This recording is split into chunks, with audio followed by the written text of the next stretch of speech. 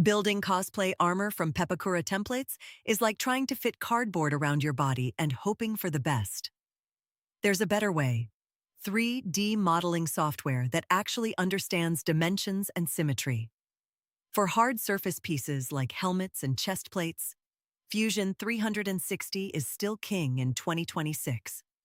The parametric workflow means you can model a shoulder pauldron to your exact measurements, then tweak every edge radius with one click.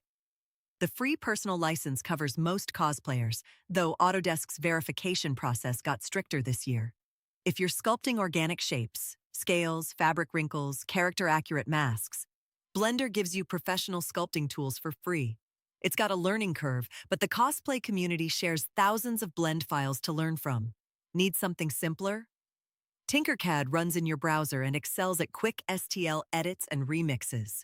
And if you're going pro with extreme detailing, ZBrush is the industry standard, but you're paying $895 for that perpetual license. Most cosplayers mix approaches: CAD for armor, sculpting for details. Check the full guide at NozzleDown.com, link in the description.